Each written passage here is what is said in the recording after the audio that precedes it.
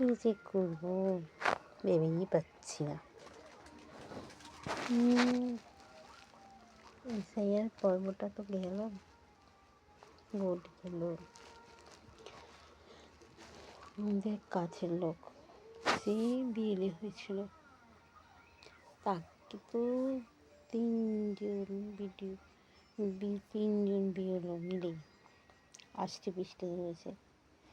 বাথরুমে যায় হে কৃষ্ণ, পায়খানায় যায় হে কৃষ্ণ, তাকে শান্তিতে আর করতে দেয়নি কেউ কিছু।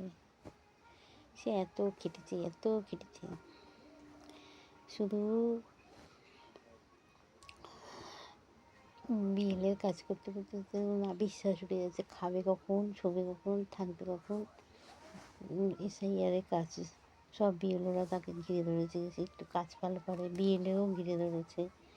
সে বুঝতে পেরেছে বলে, সে বিএলএ নয়, সে কাজটা বুঝতো, সেই জন্য তাকে পায়খানায় বাথরুমে কোনো কিছুতেই গেলে পরেই টেনে বের করে নিচ্ছে।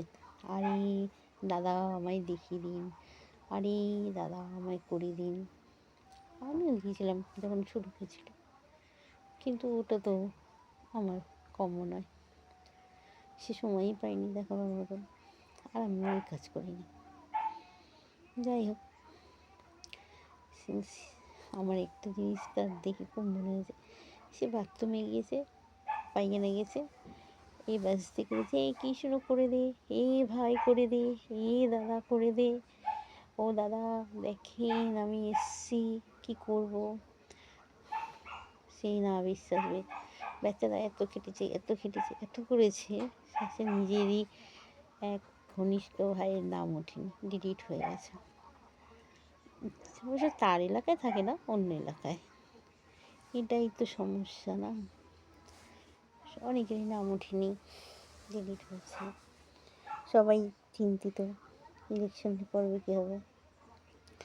তো ইলেকশনের আগে যা দেখেছি, কেউ দাড়ি কামায়, কেউ হচ্ছে পেঁয়াজের মালা দিয়ে বেড়ায়, কেউ কালুর মালা দিয়ে বেড়ায়, কেউ হচ্ছে পুজো দিতে যাচ্ছে, এক একজন এক একটা কীর্তি করেছে। বাবারে বাবা, যা করে করুককে। ওই আর আমার শাশুড়ি সারাদিন চিন্তায় মরে যাচ্ছে, তার নামটা উঠেছে কি ওঠেনি, একবার তো ভাবলো ওঠেনি, শুধু কী দিয়ে শেষ হয়ে গেল। আমায় ছুটতে হলো ভিডিওতে, তারপর উঠলো, তারপরে হচ্ছে আমার হচ্ছে ওই মার ৯২ বছর বয়স, তাকেও এসআইআরের জন্য ঘন্টার পর ঘন্টা দাঁড়াতে হয়েছে, কারণ এরা বাদ দেয়নি। সব ভালো ভালো নাম উঠে করেছে, এই ভালো।